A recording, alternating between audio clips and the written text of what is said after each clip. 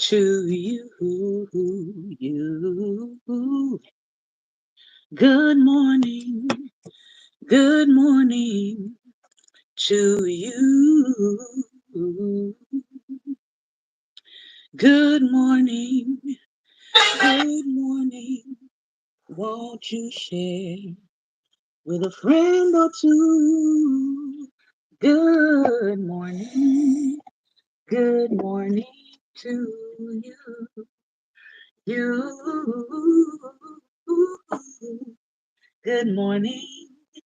Good morning to you and many more and many more. Good morning, good morning, good morning, and welcome, welcome, welcome to Daring Dialogues. I'm your host today, Shantae Charles, and it is Thinking Thursday. I have got two books that I'm reading out of today. We are continuing our ending of a chapter. We've got just about two more chapters to go in this book. It has been revelatory. The book is entitled Failures of Forgiveness, What We Get Wrong and How to Do Better. We're going to end with a small section of the reading of the chapter we're on, which is canceling versus forgiveness. We're going to talk about canceling in private. And then I want to read to you um, Medgar Evers' brother. Hopefully, I'll be able to get through the whole thing, but he said, and he is sharing some very, very powerful things. I may just cut it down and read just the main part about where he starts talking about voting, because I've heard so many people over the years talk about voting and sort of downplay it and sort of say, well, people didn't really die for us to vote. Well, we're going to look at Medgar Evers' brother and what he details about what happened when they went to go register to vote. And at the end of this, I want you to come back and tell me if you have the same feelings about voting that you did before. All right. So, again, the first thing we're going to look at today is the book on forgiveness. And we're reading the section Canceling in Private. So, we've talked about forgiveness from a family context. We've talked about forgiveness when it comes to professional context. We've talked about forgiveness when it comes to, I think she covered a little bit about religious aspect. And now we have been talking about canceling culture versus forgiveness. And now we're covering canceling in private. Thank you for going ahead and hitting the like, hitting the share, and subscribing. All right. We don't have a paid subscriber section to YouTube. It's just, it'll allow you to get notices of when we go live. We typically go live one time a day, 11 a.m. So you don't have to worry about constant ding, ding, dings all day long. But we just go live one time, Monday through Friday, and then one time on Sunday. All right. Canceling in private. It's worth noting that online canceling has been reserved mostly for the public sphere and in response to the immoral actions of the rich and famous, people we are unlikely to have met. So, how does canceling manifest in our personal lives? To conclude in this exploration of canceling, I'll explain why the language and attitude of canceling is inappropriate for intimate relationships and suggest that we would do better to use the language of forgiveness or unforgiveness. And good morning to each of you coming in. I began this chapter by noting how Joanne the Scammer's cancellation of an espresso machine helped to popularize the concept of canceling. However, it did not create it. The first appearance of canceling in pop culture occurs in the 1991 action crime film New Jack City. In one scene, the drug kingpin Nino Brown is being chastised by his girlfriend, who is fed up with his murderous behavior. You're a murderer, Nino. I've seen you kill too many people. He responds by pouring Moet on her dress while uttering the words, cancel that bee. I'll buy another one. This particular usage has recently experienced a pop culture resurgence. A New Orleans rapper has described his decision to break up with his girlfriend by rapping, "I had to cancel her like Nino." A reality TV star informed his own love interest that the relationship was over by telling her, "You're canceled." The origin and above usages of the term are misogynistic. Women who are canceled and women who are bought following the cancellation of previous women are viewed as objects, things that can be purchased, like espresso machines, and easily returned when they don't bend to men's wills. This objectification is morally worrisome and socially unacceptable because women are not objects, no matter how many people try to make it otherwise. Women are human beings with subjectivity and agency. But you don't have to cancel a woman for such behavior to be problematic. Anytime we treat those close to us as objects in this fashion, we are not respecting them. We could also be dehumanizing them. Recall that canceling is a transactional concept. It refers to transactional relationships, relationships between consumers and the providers of cultural products. Our intimates are neither. This is not to say that that exchange does not play a role in our intimate relationships. I expect my best friends to be honest with me, and they expect the same from me. If they are dishonest, I am justified in withdrawing my trust. You expect your partner to provide emotional support, and they expect you to do the same. If they refuse to help or disappear during a moment of psychological hardship, you are justified in reevaluating your relationship or questioning why you should be available to them in similar ways. However, the existence of these exchanges doesn't make the relationship transactional. It should make your relationship reciprocal. Reciprocal relationships are relationships that involve mutual respect and mutual expectations between individuals. And the fulfillment of these expectations is what allows each person to become better and the relationship to function better. Mutual expectations can include things like honesty, love, understanding, commitment, compromise, and appreciation. A healthy relationship will not exist if these qualities are absent or if only one person is extending them. It requires both parties to hold up their end. That is to say, it requires reciprocity. When we make our intimate relationships transactional instead of reciprocal, we run into all sorts of problems. Instead of extending mutual respect, we can engage in disrespect. Nino Brown, in the example, is unable to receive his lover's criticisms with humility and understanding, in part because he thinks their relationship is transactional. To him, she is simply his showpiece. She should do what he says. And if she malfunctions, that is, no longer does what he wants, he can get rid of her in the most humiliating way possible. Forgiving her is never an option, but we needn't emulate Nino Brown to be disrespectful via canceling. We can just mimic our own online behavior. So, let's say that a friend of ours has been acting quite mean recently. Being fed up with their behavior, we call them out on it. However, they neither acknowledge their behavior nor repent or change their minds. We then decide to tell them, "You're canceled," and never speak to them again. Well, what could possibly be wrong with that? The phrase itself can communicate, if only implicitly, that they are objects and our relationship is transactional. But also, withdrawing from the relationship in this manner doesn't seem fitting in our personal lives. In contrast to celebrities with whom we have the thinnest of commercial relationships, our relationships with friends carry certain obligations. Before we disassociate, given the friendship, we should attempt to find the cause behind their unkindness. We should want to know why their behavior has recently changed. Perhaps they are extremely depressed, overwhelmed, grieving, or even stressed. Although this is not an excuse for their behavior, it would make us more empathetic. Now, this is interesting because I was just having this conversation online yesterday, and a person came onto one of my posts and they were saying that it seems as if people only um, tend to react to something if it's happening to them.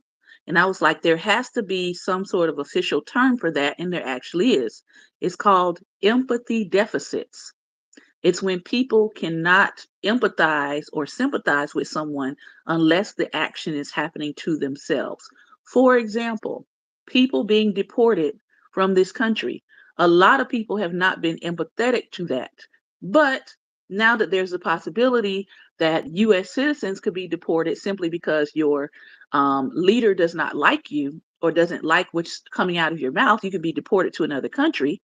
That's what they're working on right now, the House Judiciary Committee via Republicans.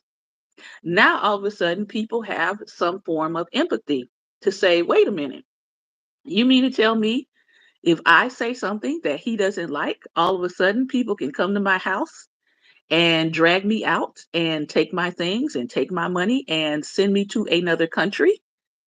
That's what they're working on. But it didn't click into people to have a level of empathy until they became included in that scenario. That, my friends, is empathy deficit. Back to the topic. And good morning to those of you who are coming in, and hello. Although this is not an excuse for the behavior, it would make us more empathetic. Helping them deal with their grief may assist them with curbing their mean behavior.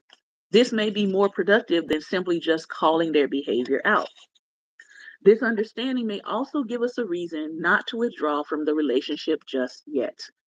But what if their behavior is beyond the pale? Meaning, not merely something like racism or misogyny, and what if it's not owing to any emotional challenge?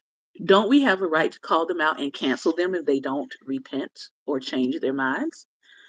As we define canceling, it's conceptually impossible to cancel our friends because we do not have a transactional relationship with them unless you do.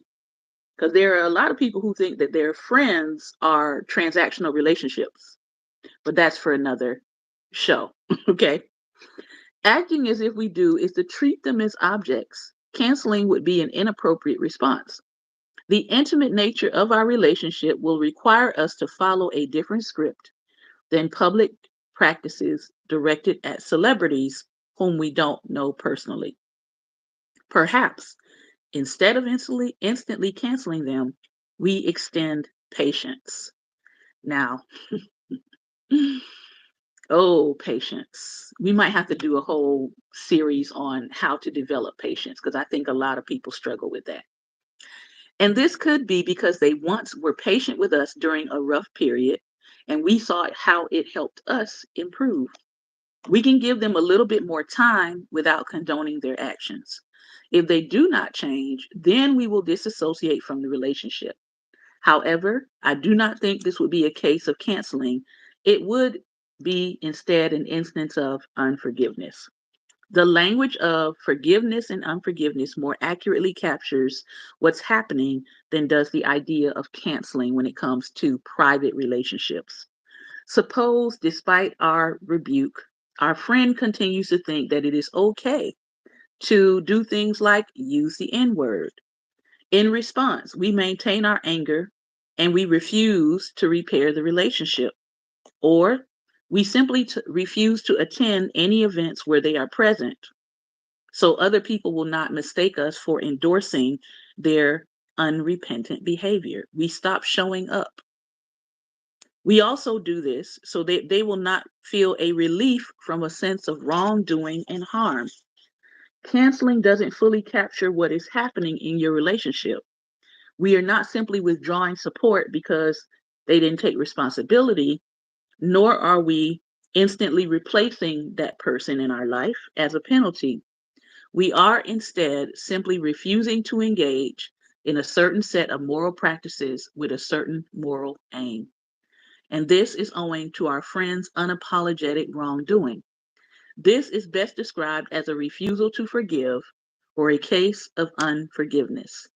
This also avoids the implication that we view our friends simply as disposable objects. Because in most cases, when people have fallings out with their friends, the goal is to not stay in that state. The goal is usually to come to some kind of conflict resolution. The goal is sometimes to bring in a third party who might be able to hear you and your friend out. The goal is not necessarily to end the friendship. When our favorite celebrities engage in immoral behavior, we all face a decision of what to do. We might forgive and continue the transactional relationship, or we simply leave it all together. This latter option is possible because canceling public figures is compatible with forgiveness. Or we might withhold forgiveness yet still end the relationship. This is possible because forgiveness does not entail reconciliation. You can forgive someone and still not want them to be a part of your life in the future.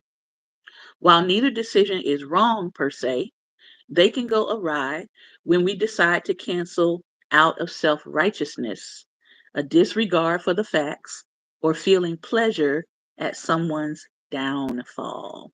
I think we've all seen in the past week a lot of people expressing pleasure at someone's downfall or expressing pleasure at feeling as though someone deserves to be humbled. I've seen a lot of that this week.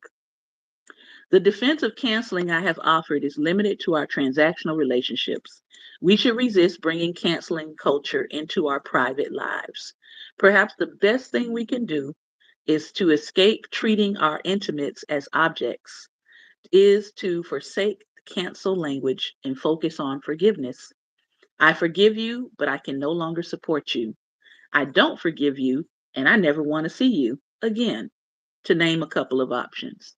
Regardless of our choice of language, we must not lose sight of the fact that we all have a role to play in the work of repair. This work can be all the more challenging when it comes to forgiving ourselves, which is where we're going on next week. We'll be in chapter 9 of this book. And chapter 9 is all about forgiving yourself. That is a part of the process of being human. You'll be surprised at how many people do not forgive themselves on a regular basis and how that is compounded in how they treat other people. Because if you're not able to forgive yourself, chances are your relationships are going to go through it because you don't forgive yourself. That's where it starts. If you don't know how to forgive yourself, you're going to have a hard time forgiving people in general. You're going to be harsh, and those relationships are going to feel it. All right. I want to read this to you. I'm probably not going to read the whole thing because it is pretty lengthy, but I am going to start with um, Robert Penn Warren is the book Free All Along. It is the civil rights interviews that he did during the civil rights period. He is interviewing Medgar Evers' brother about 9 months after Medgar Evers was murdered. Last night, I went and actually looked at some of the pictures of the funeral and things of that nature. Very, very moving. I know a lot of people are familiar with the images around MLK and and Coretta Scott King and the wife, sort of sitting there. But the pictures of Medgar Evers' family, go look at some of those images. They are very moving. Um, it reminds us literally of the price that some people paid to even bring about voter education, voter registration, making people aware of their rights as a citizen of the United States. So when people try to joke around and say nobody died for your right to vote, that's actually not true. And I want you to listen to what Medgar Evers' brother says about how they got started in the activism space. And then he's actually going to detail some things. I am going to put a content warning here. They are using the full N word. I am not going to be reading the full N word. I'm just going to say N word, but it's in here quite a few times because this is the historical record. All right. But what you're about to hear, I'm putting a content warning and a trigger warning because it is very graphic descriptions of things that happen to people for trying to be a part of the process of voting. Okay. So listener discretion is advised. This is the point where if you don't want to hear graphic descriptions of things that happened to Black people during the civil rights era, this is the point where you sign off. Here we go. Charles Evers had a long and varied career both in the civil rights movement and in numerous professions. Charles Evers was running nightclubs in Chicago when his younger brother, Mississippi NAACP Field Secretary Medgar Evers, was assassinated by a pseudo white supremacist in Jackson in 1963. Charles Evers returned to his home state to take up Medgar Evers' place in the organization. So when he came home, he was like, I'm taking my brother's position. He's assumed his brother's post as the head of the state chapter for the Mississippi NAACP. Rather than risk an embarrassing argument with the dead man's brother, the NAACP's top national executive at the time acquiesced. Medgar's widow, Merle Evers, worried that her brother-in-law's shady past in certain businesses would tarnish the memory of her husband. While Charles led numerous boycotts and voter registration drives, he writes that his domineering personality did alienate younger activists and did cause some divisions in the Mississippi NAACP. So let's talk about the first thing. When we talk in this country about economic lynching, I don't think a lot of people understand the ways in which economic lynching can happen. We saw a little bit of that this week with the NFL process, but I want to let you hear Charles tell you how economic lynching worked. And let's see if you can make some connections. All right. Robert Penn Warren asked the question, how did you get involved in the movement? He said, actually, I had been in the movement since I was a boy. Medgar and I worked as a team together from boyhood. We organized chapters over in Newton County and over in Loudoun County, Shover County, and Western County. And then I was in the funeral business over in Philadelphia, Mississippi. I was president of the Negro Voters League and I was trying to get Negroes registered to vote. I had many hardships. Many economic pressures were applied to me in my business, and they forced me out of business in 1957. They broke me. They sued me. I was sued for personal damages. I was parked at an intersection and a white lady was in the parking lot and she got in her car and ran into me and tore my car. They sued me for $5,000 and they said I had injured her back. That was confirmed by the courts. Was that appealed? I couldn't get an attorney to represent me. Then I went to St. Louis to a meeting, to the National Funeral Directors meeting, and while I was there, my wife was attending a funeral.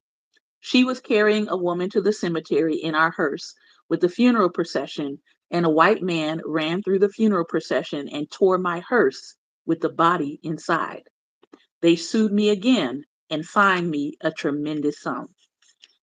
I was the first Negro disc jockey in Mississippi. They got me fired from the radio station in Philadelphia, Mississippi. I had a restaurant downtown in Philadelphia, and they closed it up and revoked my license. Then they began to ask the casket companies that I was working with, who were selling me caskets and embalming fluid, not to sell me caskets and not to let me have any fluid. They applied so much pressure to me until I had no choice. I had to give up my business and seek employment. I had never had a job before. I had worked for my father and my uncle in the funeral business, and I had been in my own business for many years. Then I began to look for employment. I couldn't find it anywhere in the state. So I told Medgar, look, Medgar, I'm going to go away and get a job and I'll send money. But you stay here and keep carrying the fight on, get our people free and free ourselves. And I said, anytime you need me, I'll be back, whether it's day or night. So when people tell you that economic lynching happens in various ways, this man is literally going every single job or every single business he tries to start, they find a way to shut it down or undermine it. That, my friends, is called economic lynching. It's not just about the unemployment rate. It's about why are these people unemployed? Why is it that they're not being given what the three things that I call that everybody needs: education, access, and opportunity? I didn't go into his education background, but Charles and Medgar Evers both served in World War II. They both graduated from Alcorn Agricultural and Mechanical College. So these were not uneducated men. He had education. It was access and opportunities that were being denied. All right, let me go to the next part here.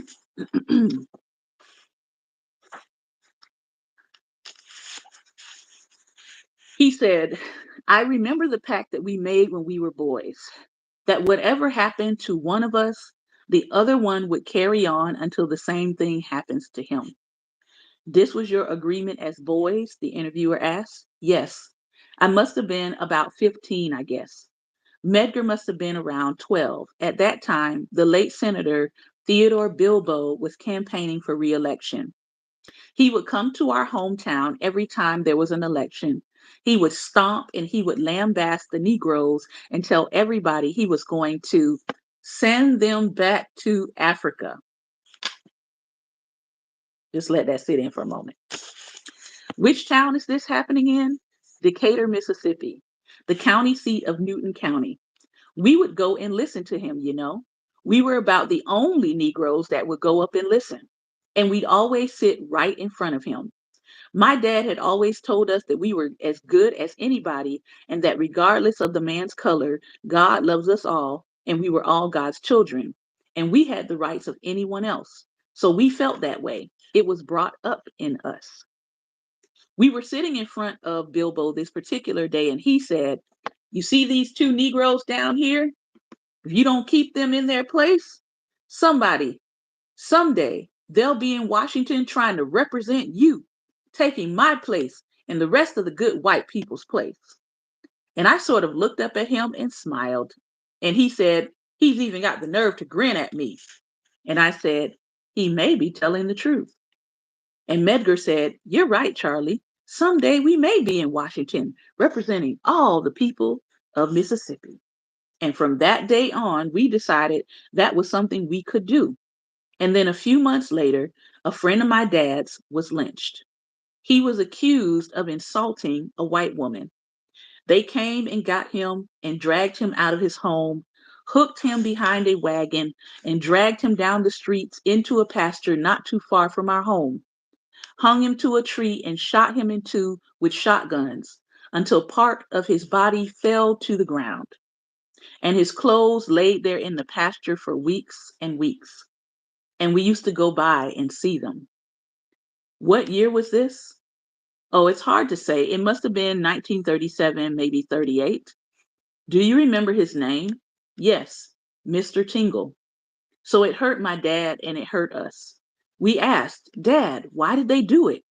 Why did they do it? And he said, son, just because he was a Negro. I said, isn't there something we can do, something that Negroes can do that the law would do to stop people from doing this?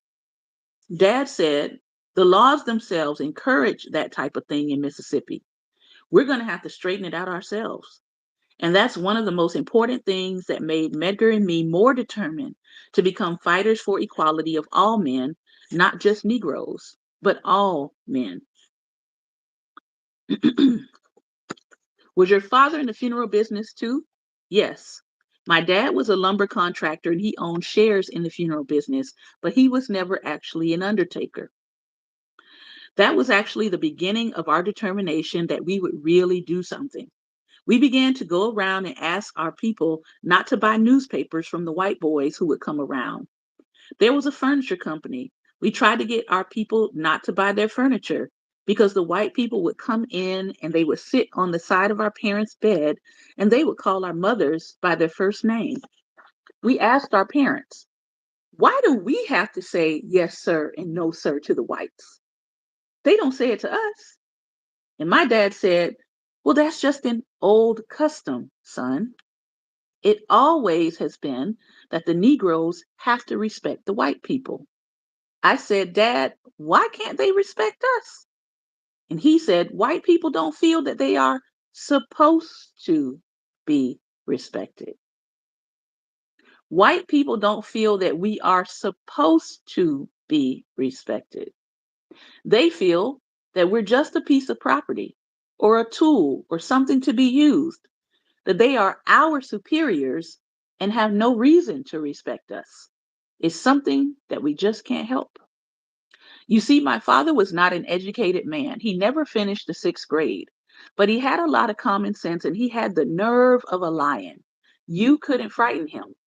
What gave Medgar and me so much courage was that he would never let white people frighten him. I remember once we were at a commissary. It's a little store where Negroes go and buy their commodities on Saturdays. And we used to have a running account that we would pay every Saturday. This particular Saturday, we went in to pay the account. The store owner, who is named Jimmy Boulware, had a great reputation of beating Negroes if they didn't pay the bill he said they owed. So this Saturday, he gave my dad his statement. And my dad said, Mr. Boulware, this is wrong. I don't owe you this money. So Boulware began to curse him and told him that he did. Dad said, don't curse me. I don't owe you this money. Medgar and I were standing beside Dad, and the commissary was jam-packed with people, Negroes mostly, a few white. So Boulware broke for his cash register drawer underneath the counter, and my dad jumped between him and the cash register and grabbed a bottle. He said, if you open that cash register, I'm going to bust your brains out. Medgar and I picked up a bottle each and stood at the door. And my dad said, son, don't turn your back on him. Just stand there. And Dad said to him, if you dare hit one of us, we're all going down. And this white man stood there and trembled. He just shook like a leaf on a tree. He had a gun lying there right inside, but he was afraid to pick it up. So I knew then that white men were cowards. And they're easy to become excited if you show any type of nerve or any courage at all. They will quick turn and run and tuck their tails. The interviewer asked him, would you generalize that all white men are cowards? And he said, no, I wouldn't say all. I would say that the type who live violently are cowards. Those who depend on violent means to secure their ends are cowards. As we grew up, we watched the cowboy pictures and we noticed how all of the white men would always try to sneak and hide and shoot the brave men in the back. Or they would try to stay in the bushes and shoot them as they passed by. That helped us understand that Negroes and white, to a certain extent, are the same, that a coward is a coward, regardless of who he is, and most cowards react the same. That's been one of the reasons why we felt we should not be afraid of the whites. Stand up to them, respect ourselves, and respect them too, but demand respect from them. So we did this through our boyhood days, and as we came into manhood, we served in the Army, World War II. We were in many different branches. During World War II, the Army was segregated. I went overseas with 13th Engineers, and we served in the Pacific Theater for 3 years. Medgar was in the military police department in France. He was in the Normandy invasion, and he served there for 2.5 years. Then we both came back in 1946. So we were old enough now to register, and we wanted to register to vote. We began to work in our community to try to talk people into getting them interested in voting. So then we began to have many hardships. The whites began to threaten our parents, and they began to threaten me, and they began to threaten us. Bilbo came back again and said, the way to stop these Negroes from voting is to visit them the night before the election. And sure enough, they came the night before the election of 1946 and told my father that if he don't stop his sons from trying to register, something bad is going to happen to them. In the meantime, Medgar and I were in school down in Lorman, and we were coming home for weekends and working with voter registration and organizing NAACP chapters. And Dad told us what the white people had said.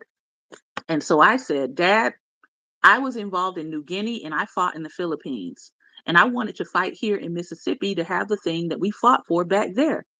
This is our country, and I don't care what no white man says. I'm going to go straight right here in Mississippi and enjoy it. And if I can fight there for it, I can stay here and fight too. Mm, mm. So that morning we went up to register. Mr. Brand, who at that time was a circuit clerk, had known us all our lives. He came up and said, "Come here, Charles, you and Medgar." He carried us into a room and he talked to us. "Now look, son, I don't have no right to tell you not to register and not to vote because it's going to cause trouble. If I were you, I'd just go on back and wait. The time will come when you can register." I said, "Mr. Brand, we've waited too long already. I want to register now, not tomorrow, but now." So we registered. Both of you? Both of us. We registered. And the election was coming up, I believe, about 2 months, 3 months later. And we got 5 other people to register. We came back to vote, and that's when the trouble really came. When we got back to Decatur to vote for the election that fall, they must have had over 200 white, I don't want to say hoodlums, with shotguns and overall pants on and rifles. And they blocked the door. Medgar and I pushed the door. First, we were going to go get our ballots. They tried to stop us from getting the ballots.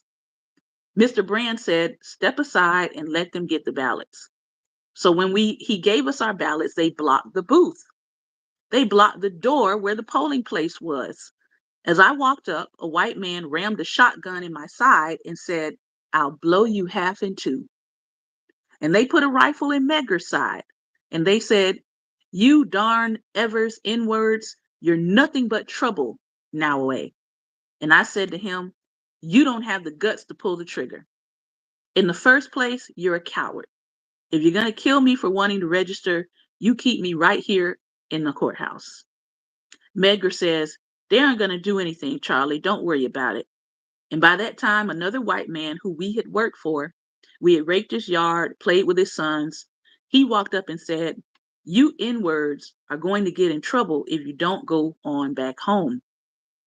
Mr. X said, "The point of it is we just decided we want to have the same thing you have. That is our freedom and right to register and vote."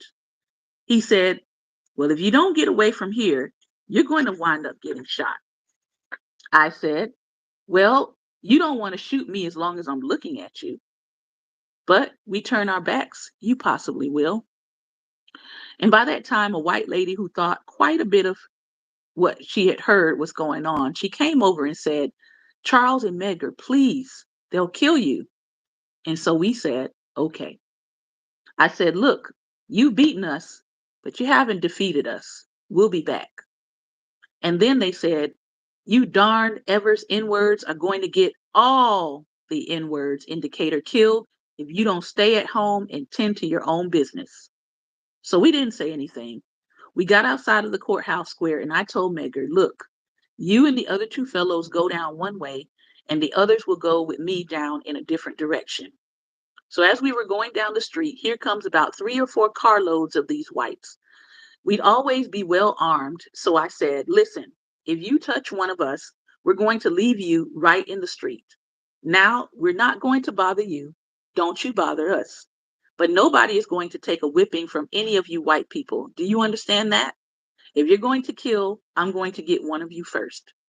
So they stood there and they cursed, and we kept on walking, and they drove alongside and cursed us all the way down the street. Were they armed? Yes, they were armed. They had shotguns in the car, and they said, "You'd better not be in town when night comes." So Medgar and I decided we were going back to school, which was Alcorn College. We were going back to school that afternoon, but then we stayed because we thought they might bother our parents. We had a barn out back on our property. I asked Medgar, "You stay in the barn and I'll get in the garage." Our other 2 friends stayed across the street in one of our rent houses in case they came. By now we had learned in case people should attack you, the best way is to get them in the crossfire and you can't miss. We felt they were going to come in large numbers and we planned to get them in a crossfire. So we sat up all night waiting for them to come, and they didn't come. Medgar and I got in the car the next morning and drove back uptown and went into the courthouse and caught them unaware because they thought we were gone. We went into the circuit clerk's office and asked them, why do they feel the way they do about us? He said, Charles, I told you before that it's just not time yet. And I said, well, when do you think the time will come? And he said, I don't know. It's going to take time. And then we said, thank you, turned, and walked on out. Do you think he had some sense of the injustice of the situation, some regret about it or not? I do. I think he was a man who knew they were wrong, but the position he held, he knew that he would be crucified had he spoken out. We had worked for him for a long time, and we knew him and he knew us. But these people who were so bitter against us were the ignorant whites who had nothing to offer. And their own way of proving that they were somebody was to try to keep the Negro depressed and deprived of his rights as a citizen and as an individual. But there was never an attempt by the other white people in the neighborhood to interfere with this intimidation, to stop it. No. You see, in Mississippi, the white men who differ with the extremists are in much more danger than the Negro because reprisals will come to them much more severe than would come to us. That's why I believe so many good white people in Mississippi are afraid to speak out, and there are many. I think we left off when we tried to register and vote. You came back the next morning to the courthouse. Yes, we came back from there. Then we went and got in our car and went back to college. However, we had many calls, many letters from home, from our Negro friends asking us, please don't come back to Decatur because they're going to kill us. And Medgar and I felt until his assassination that if we must go, then we must. We took a chance in France. We took a chance in New Guinea. We took a chance in Manila. We took a chance in going to Japan to fight for democracy, to fight for the things that this country was established for. I said, if I have to go and come back to Mississippi, and the two of us felt this way, and be denied these things, then my fighting and sacrifices, all the years I sacrificed in the army, have been in vain. If I had the nerve to go and the courage to go and face people I've never seen before and never heard of and never even spoken to, well, at least we could do is stay here and face the people we grew up with, those who we knew, those we had served. If I don't have the nerve to stand up to them and tell them what I want, then I must be a phony all the way. So we felt that we must let Mississippi know that this is our state. And we went and fought for this country. And all we want out of it is an equal opportunity, no more and no less.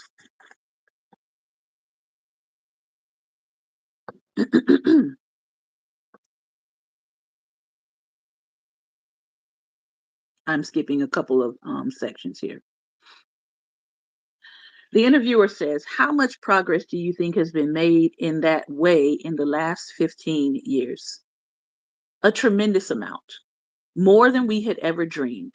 You see, the Negro in Mississippi has always been denied communication, association with other people. A person's intelligence is no greater than his exposure. We in Mississippi, most of us have been brought up on farms, and we worked in these kitchens and these backyards and these plantations for nothing. And that's all we've ever got. My father, he lived 68 years and never left Mississippi once. He went to Chicago to visit my sister on her dying bed. So he knew nothing but Mississippi until then. And there are thousands, I should say, of Negroes who have never been out of Mississippi, who have never been 50 miles from where they were born. So until World War II came, we thought that the whole world was just like Mississippi. We had no ambitions, we had no outlook on the world or life.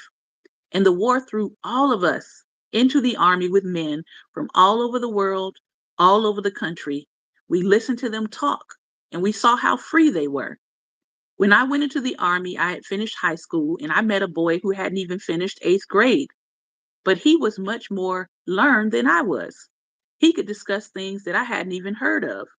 I knew then that there must be a better place, that Mississippi had deprived us of all the things that other people were getting, throughout this country. You think about that.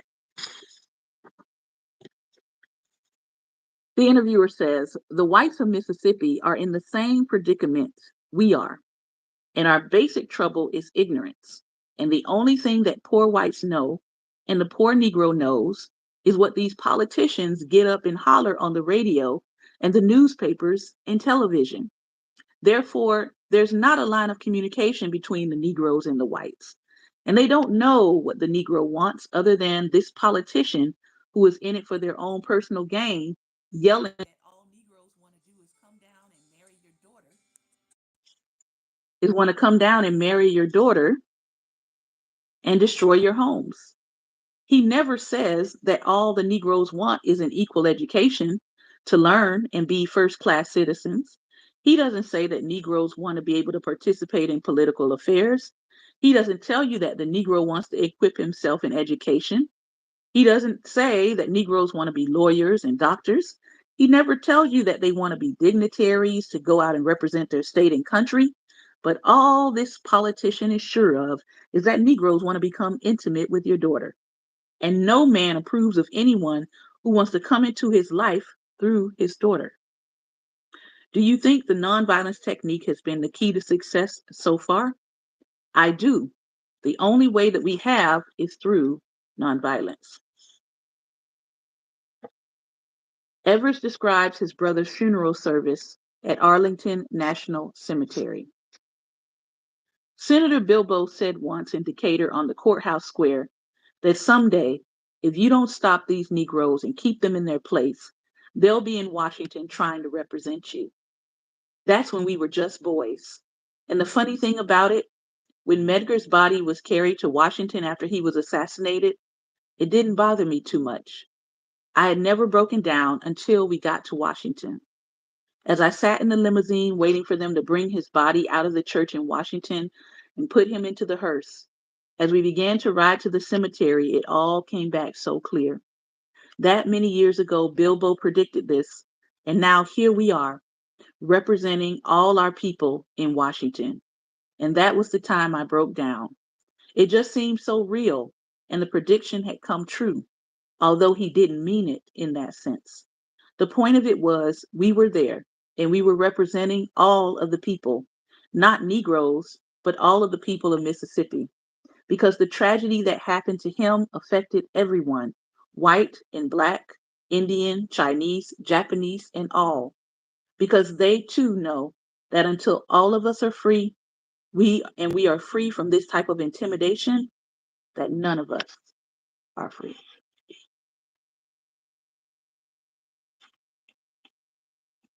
Now, after hearing that, I want to ask you the question again. Is it important for us to go out and vote? Because I think when we hear the story of what people did in order to even register, in order to go get a ballot, and understand that people were stopped at every point of contact in making sure that they actually cast their ballot, I think we will have a greater appreciation for voting, a greater appreciation for the ways in which voting has been made easier in the United States. And now, the ways in which these people who may not be standing with a shotgun at the polling place, they may not be standing with a shotgun when you go and get your ballot, but they are in essence trying to go back to this same spirit. So I hope that this reading today gave you some insight and makes you think about what you will do for 2026 to make sure that you are registered to vote, to make sure that you have cleared anything that could possibly get in the way of you casting a ballot if you're eligible to vote. All right.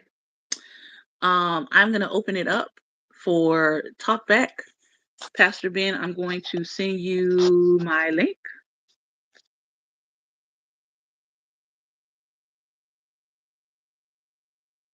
And be able to come on. While we are waiting, I'm going to show you the books that I am going to be reading over the summer. Your Brain on Art. We talked about that one in Open Contempt. And the other one I'm adding for my summer reads is this: The FBI War on Tupac Shakur. State repression of Black leaders from the Civil Rights era to the 1990s. This happens to be a signed author copy. But it says an exploration of the assassination of Tupac Shakur. Controversy continues to surround the death of this musician and cultural icon. Preeminent researcher on the topic puts forward his own theories of the events leading up to and following the unaliving of this meticulously researched, exhaustive account. Based on 12 years of research and interviews, this detailed and shocking analysis describes the use of unscrupulous tactics by the FBI against Shakur and generations of political leaders and musicians, including MLK, Malcolm X, Fred Hampton, and more. Reading for the summer. And then, as I was thinking about this last night, I asked myself the question: if you don't think Black people are worthy, if you don't think Black people are powerful, if you don't think they're intelligent or important, why would you be keeping FBI files on them? That doesn't make sense. Why are you searching for a Black messiah to snuff out if you don't think that we are powerful and intelligent and important and worthy? That's called cognitive dissonance. I don't know. What do you think? Pastor Ben, do you see that link? Do you see that link? I did send it. Hopefully, you see it. We'll give it another minute or so.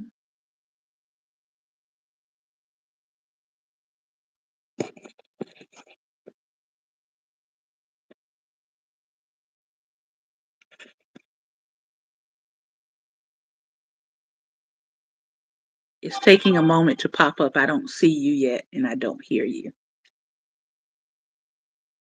All right, I see you. Waiting for some sound. Hello? Now I can.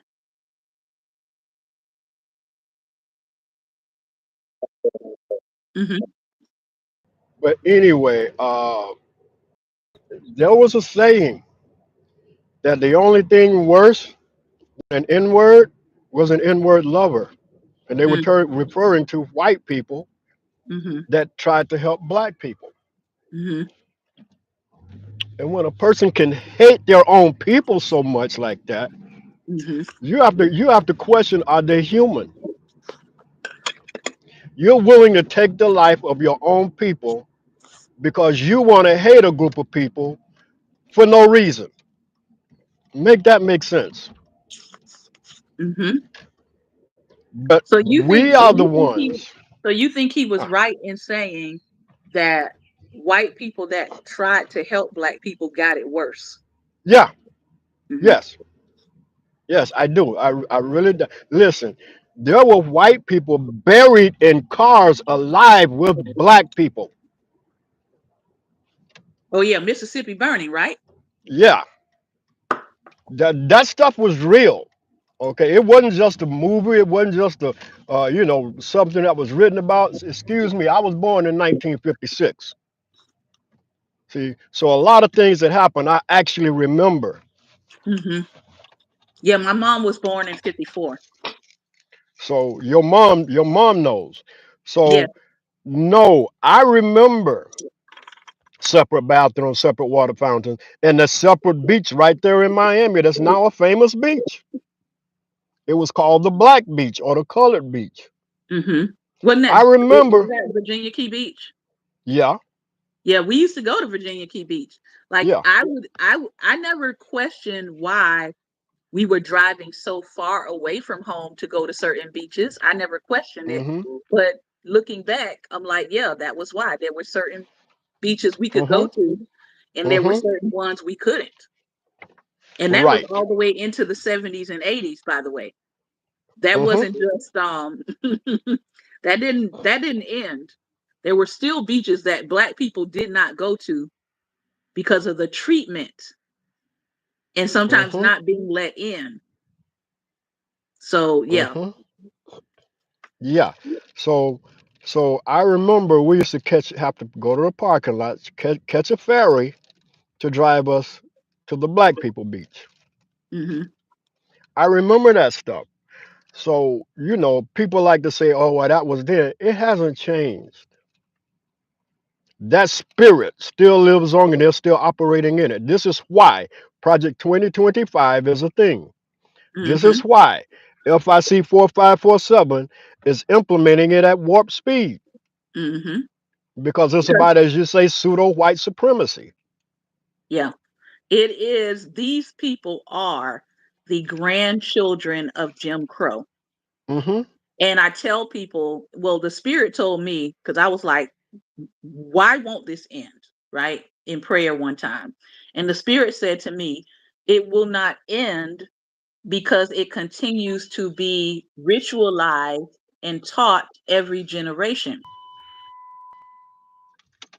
Mm-hmm. Black people are over here teaching their children that everybody is equal.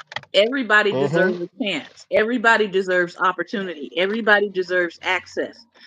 And as much as black people are teaching that and instilling it into their children that you treat everyone equally and fair and just, you have a whole group of white people over here, because clearly it's a whole group. It's at least 70 million of them. Okay. You have a whole group of white people teaching Mm-hmm. the exact opposite every generation. Mm-hmm. So people keep wondering, why can't we seem to, as Americans, get out of this cycle? Because you have a whole group of people over here still teaching these same concepts, that you don't have to respect the rights of black people, Mm-hmm. that our forefathers treated them as property and saw them as property, and therefore you are going to do the same thing. I'm raising you and growing you up as someone who doesn't see black people as your equal.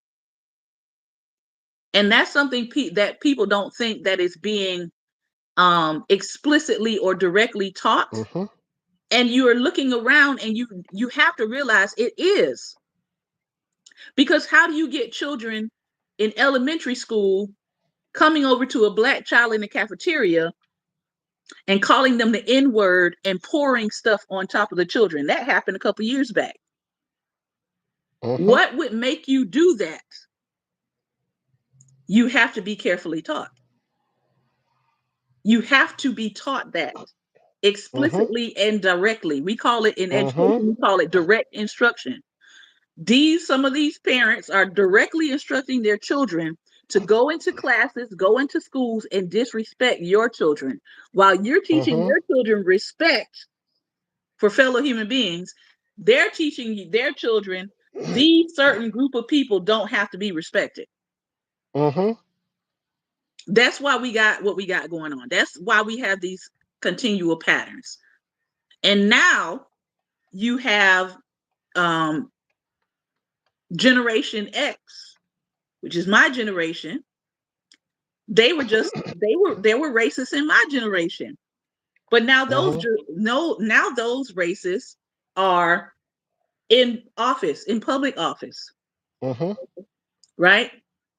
And so the person who would rather their child be a bully than a victim, we're gonna make sure that you find your way out of my space. Because again, you just proved our point.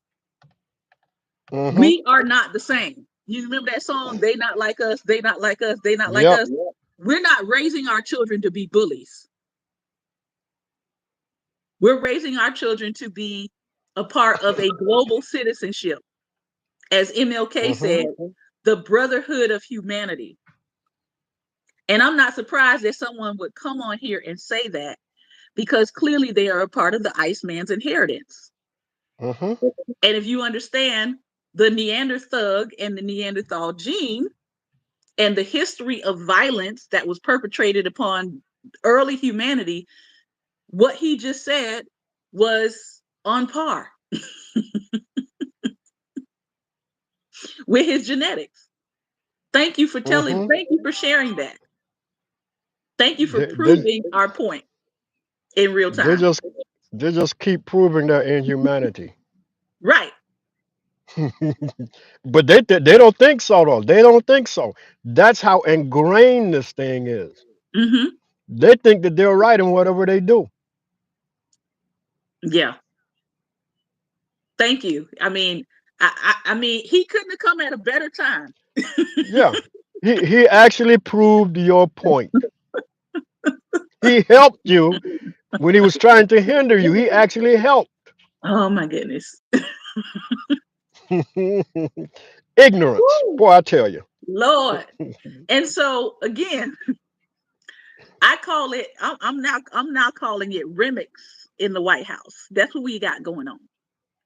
We have remix in the White House currently. In case some of you did not know, what was it? Yesterday, I think yesterday, the House Judiciary Committee, all the Republicans voted down voted down an amendment to stop the president from Mm-hmm. trying to deport United States citizens. Mm-hmm. They all voted unanimously to not allow that Mm-hmm. amendment to go forth that would curb the president trying to deport United States citizens. Mm-hmm. So what did I do? Because somebody said, well, what can we do? I went to the .gov site. I looked up House Judiciary Committee and I pulled all the images and names and states of all the people that serve on that committee that voted for this. And I said, here you go. Feel free to call. Mm-hmm. Because we have to keep putting pressure on these people. And it can't just be this sometimes when we hear words and we don't attach it to actual people and places and states, it can just sort of feel like this unnameable thing that we have no control over, no ability to. I'm like, no, these are real people. They are real state representatives, which means they are supposed to be answering to their constituents. So this is your time to start contacting them and Mm-hmm. saying, why are you violating the Constitution? Why are you in favor of violating Mm-hmm. the Constitution? Why are you moving beyond unconstitutional to anti-constitutional? Why would you think it's okay for our president to deport United States citizens? What are you doing to protect the rights of citizens as we have a tyrant in office? Are you for this tyrannical leadership that's going on? Because I'm going to make sure you do not see 2026 in office. Listen. You're not representing us anymore. Just understand we're going to raise up a campaign and a person to go against you, and we don't care if they don't have a lot of campaign dollars. We're going to make sure that they replace you for 2026. Period, point blank. Because all of y'all have lost your minds. Mm-hmm. So at this point, there's no real discussion other than you're going to be replaced in 2026. Have a nice day. Mm-hmm. And let Yeah. all your constituents start calling and saying that Mm-hmm. because you got to go. Gotta go. Listen, there's no what they did for what they did. There's no repentance for that. I mean, you can repent, but you can't change it now. How are you going to change it? What you did it. It's That's on record. something that we cannot. That's something that we can't take our eyes off of now. That's something that we cannot allow to slip from our minds right now. You Mm-hmm. did this. You voted from your heart. Mm-hmm. This See, is what your this is heart, what you all your do. yeah. They're showing us this is what Republicans do when they have control of all levers of power. Mm-hmm. When you all have control of all levels of power, your heart says to do this to people. in the United Mm-hmm. States. Mm-hmm. When you have control of all levers of power, your heart says to take away women's rights. When you have Mm-hmm. control of all levers of power, your heart says illegal search and seizure is okay. Mm-hmm. All of y'all got to go 2026. Every Republican. All of you. That's why my hashtag, you can hashtag it wherever you are. They must all go 2026. Mm. Not a stone unturned. Because what are we doing? When y'all control all levers of power, y'all want to bring back beating children in public schools. They must all Mm-hmm. go 2026. As some parents said, Man. I don't even touch my kids, much less finna Mm-hmm. allow your school to put their hands on my children. And you They know, must and you all go 2026. Final thoughts. You are pausing, Pastor. I'm not sure if you're gonna be able to come back. Tap tap tap tap tap tap tap. Are you still there? You might have to go out and come back in. Let's see if that helps.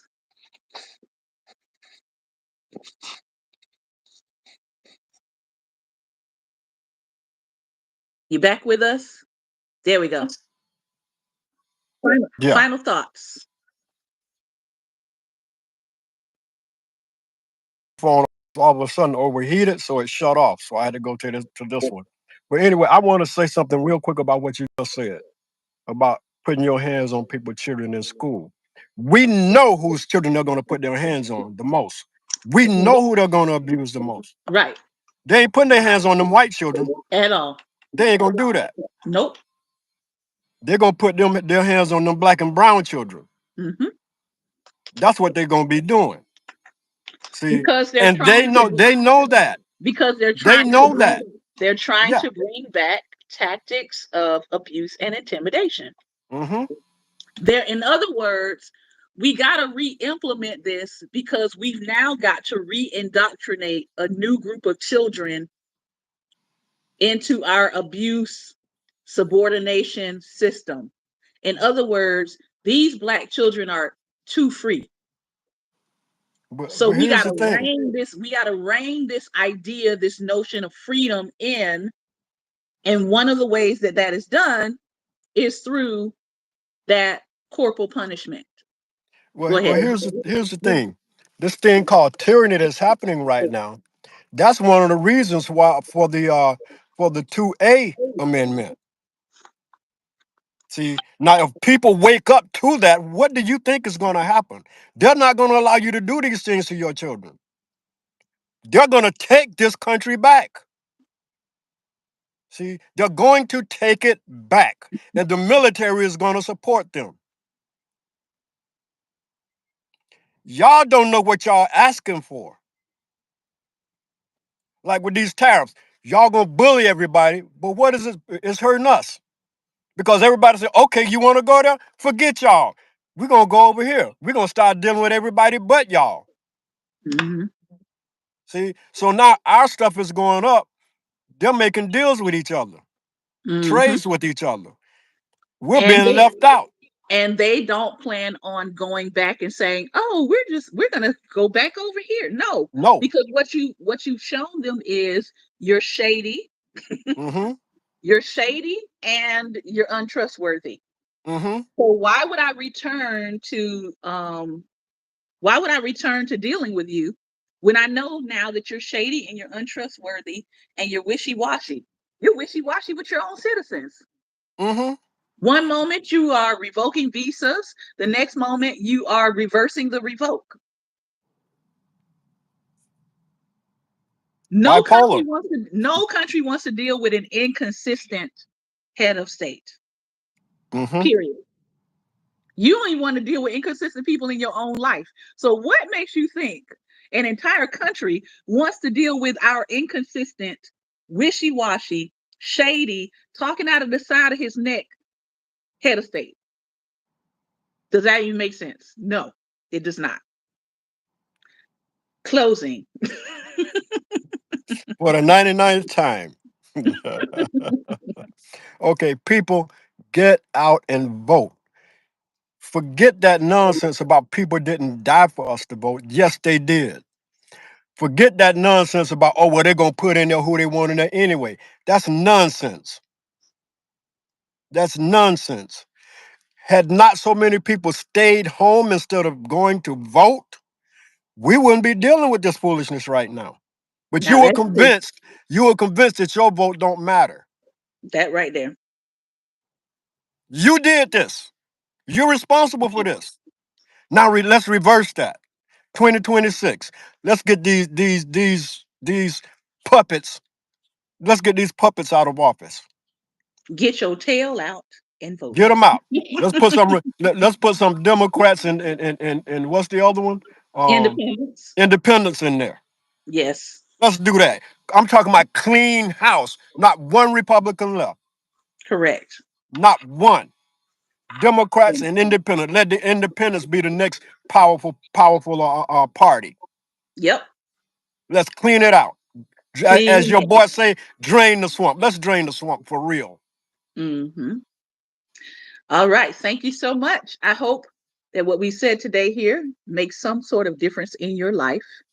Again, this broadcast typically takes about 24 hours to process. So you will see it come up again probably by tomorrow morning. Share this video, share this information out because people do need to know and hear the stories behind how much the cost was. That was just one story. Okay. But there are Hmm. other stories out here about the price that people paid just to register to vote. All right.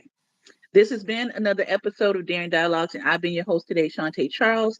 Thank you to my co-host, as usual, Pastor Ben. Remember, light is the most daring opposition to darkness. So continue to go out and be what? Light. Light. Take care, everyone. Be well, and most importantly, be light.